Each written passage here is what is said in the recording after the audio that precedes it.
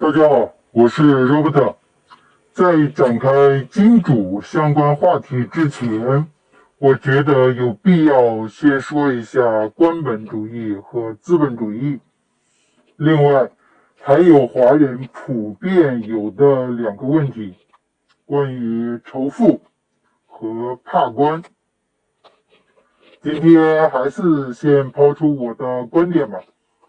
独裁社会有的现象和问题，民主社会都有多少的问题，而导致这个现象问题的多少，在于民主和独裁的分权和集权的区别。独裁社会有腐败，民主社会同样有腐败，严重程度不同。独裁社会有官僚，民主社会同样有公职，区别一个服务于奴隶主，一个服务于公众。独裁社会有商业、商人，民主社会同样有企业家，区别一个是肥猪，一个是公民。独裁社会有罪犯，民主社会同样有犯罪，区别在于这些罪犯得到的惩罚会有不同。独裁社会有王法，民主社会有法治，区别在一个存在法外特权，一个是法律面前人人平等。独裁社会有无产者，民主社会有流浪者，区别民主社会鲜少有饿死、冻死这些无家可归者。60饥饿大屠杀就不用说了，不用再举例了吧。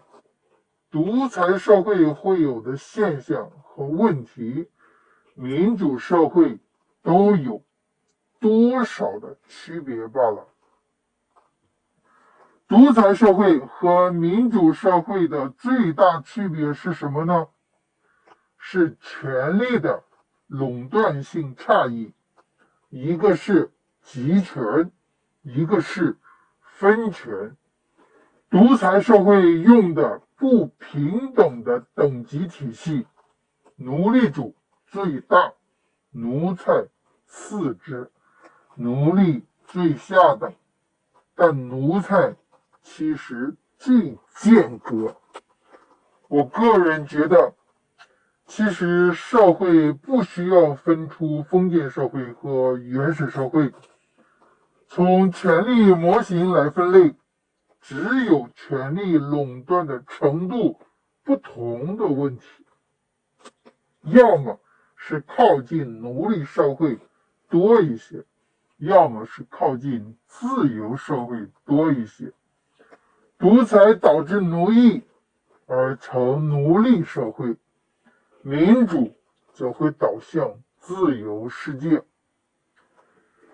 我前面讲了，无论是独裁社会还是民主社会，其本质的基础是不同阵营武力对决的结果。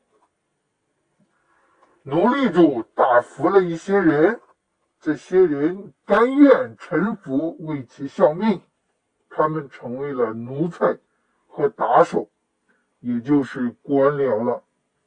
奴隶主和官僚及军队作为少数派统治集团，奴役了大多数民众，而使之为奴，并建立了不平等的等级道德体系。这也是为什么我个人认为儒家学说就是最间隔的奴才之学，甘愿为奴才打手吗？为奴隶主管制大多数民众奴隶。虽然共匪国没有皇帝，实际共匪几大红色家族就相当于这个奴隶主圈子了。而如果民主派的军事力量强大的话，民主派则会推及民主模式来建立政府，然后最终每个人都有平等一致相同的国民权利。民主国家每个人彼此互相是权利平等的，推行的道德价值观体系也是自由和平等。官僚变成了民选的、被授权、被限权的公职。商人因为自由而来的市场交易，成为了民主社会非常重要的权力阵营。我们基本都知道华尔街对美国政策法律的影响力吧。政客一方面要顾及公众的民意来获取选票，同样受到了财富拥有者的深度影响，形成了公众、公职、资本三大权力角色制衡体系。是的，民主社会并非只有体制上的立法、司法、行政三权分立，公众、公职、资本之间也形成了某种分权制衡的结构。而经济领域反垄断的理念及法律也是在保障资本始终维持在互相竞争的状态，这也是一种分权的存在。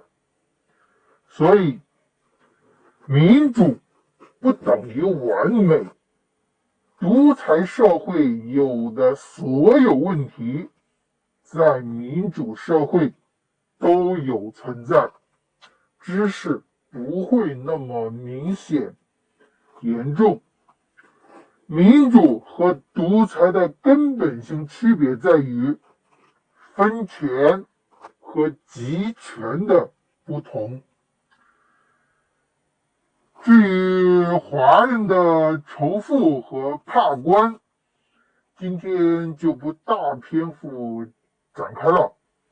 怕官是因为大陆历史一直都是集权，官老爷太狠太毒了。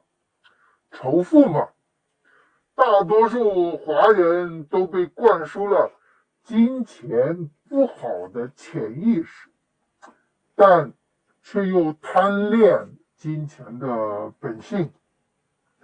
还是不细说了。今天好了，今天就这样子，明天见。